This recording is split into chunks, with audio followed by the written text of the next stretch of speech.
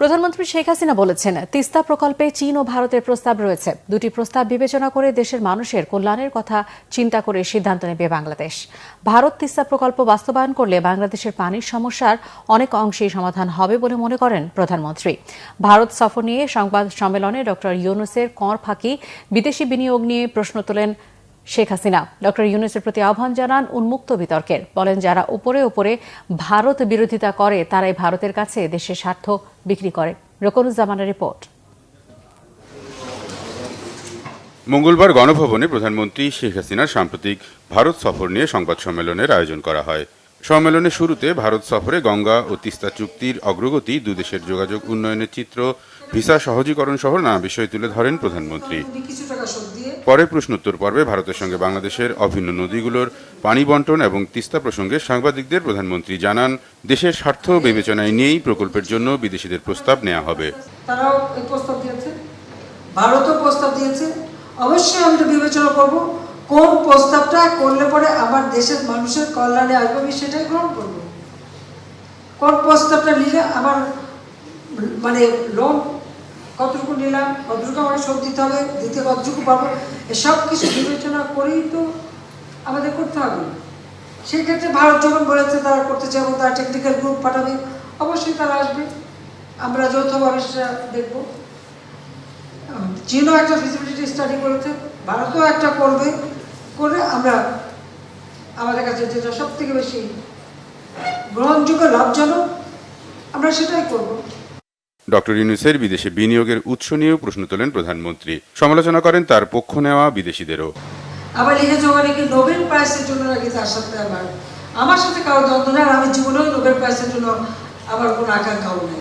আর এই পুরস্কার আমি দেখেছি, এটা আন্তর্জাতিকভাবে যারা পায় এখানে কোনো তাদের কতটুকু অবদান সেটা নয়, এখানে আলাদা একটা রাজনৈতিক একটা উদ্দেশ্য থাকে, কাজে ওর মধ্যে আমার কোনো আকাঙ্ক্ষা নেই।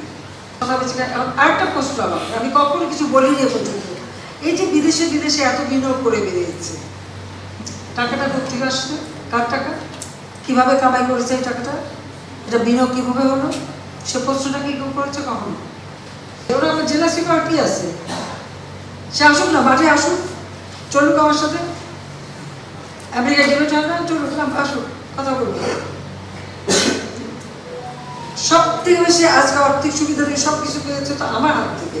দেশ বিক্রি যে অভিযোগ করছে বিরোধী নেতারা, তার জবাবও দেন সরকার প্রধান। বলে যে বিক্রি হয়ে যাবে, এবার বিক্রিটা হয় কিভাবে, সেটাই তো আমার প্রশ্ন।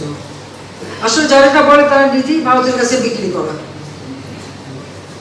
কারণ আমরা তো দেখেছি যখন মিলিটারি ডিক্টেটর এসেছে, জিয়া, এরশাদ, খালেদা জিয়া উপরতে ভারত বিরোধী কথা বলেছে, আর ভারতের যে তাদের পা ধরে বসে থেকেছে। এগুলো আমার নিজের দেখা জানা। কাজে এই ধরনের কথা বলার কোনো অর্থ হয় না। আমাদের স্বাধীন সার্বভৌম দেশ, যত ছোট হোক, এটা আমাদের সার্বভৌম দেশ, আর সেই সার্বভৌমত্ব রক্ষা এবং সক্রিয়তা বজায় রেখেই আমরা বন্ধুত্বপূর্ণ সম্পর্ক রেখেই কাজ করছি। আজকে এই যে আমরা সমস্ত যোগাযোগ ব্যবস্থা খুলে দিলাম, তাদের সবথেকে বেশি লাভবান তো আমাদের দেশের মানুষ। ব্যাংকিং সেক্টরের অস্থিরতা প্রসঙ্গে শেখ হাসিনা বলেন, যারা টাকার নেশায় পড়ে অবশেষে তাদেরকে দেশ ছেড়ে পালাতে হয়। ব্যাংকিং সেক্টরে কেউ ভালো চালাচ্ছে, কেউ খারাপ চালাচ্ছে, কোনো সময় অনেকে ঠিকমতো চালাতে পারে না। এটা ব্যাংক একটা চালাচ্ছে, চিরাচরিত নিয়মই আছে। যদি কোনো ব্যাংক দুর্বল হয়ে যায় তাকে সহযোগিতা করা, বা একটা ব্যাংকের সাথে আর একটাকে মানে মার্জ করে দেওয়া, বা সেটাকে যাতে চালু হয় ভালোভাবে। অর্থাৎ যারা সেখানে আমানত রাখে, এই আমানতকারীদের সংরক্ষণের ব্যবস্থা করা, এটা কিন্তু দায়িত্ব, রাষ্ট্রের দায়িত্ব, সেটাই পালন করার চেষ্টা করা হচ্ছে। তারপরেও কিছু মানুষ তো লোভী হয়ে যায়, টাকা পয়সার লোভ এত বেড়ে যায় যে দেশ ধুয়ে বিদেশে রাখতে যেয়ে তারপরে শেষে দেশেরই ভাগতে হয়, যে সেই অর্থ মানিয়ে লাভটা কি হলো, এতই অর্থ বানিয়ে ফেললো যে শেষে আর দেশেই থাকা যায় না, তাহলে লাভ হয় কি? এটা তো মানুষ চিন্তা করে না। আসলে এটা হচ্ছে নেশার মতো পেয়ে যায়, নেশার মতো পেয়ে যায়, সেটা হলো বাস্তব কথা। তো তবুও আমি বলবো যে যেখানে যেটুকু সমস্যা হচ্ছে সেগুলো সমাধানের জন্য আমরা ব্যবস্থা করছি, তাছাড়া আমরা আইনও করেছি, এবং এবারে বাজেটও তো আমরা দিতে। বাংলাদেশ ভারতের যোগাযোগ ব্যবস্থা উন্নয়নের ফলে ব্যবসা বাণিজ্য, চিকিৎসা সহ বিভিন্ন খাতে মানুষের কল্যাণ হবে বলেই মনে করেন প্রধানমন্ত্রী। মুক্তিযুদ্ধগ্রাম স্বাধীনতা। রকনুজ্জামান, বাংলা ভিশন, ঢাকা।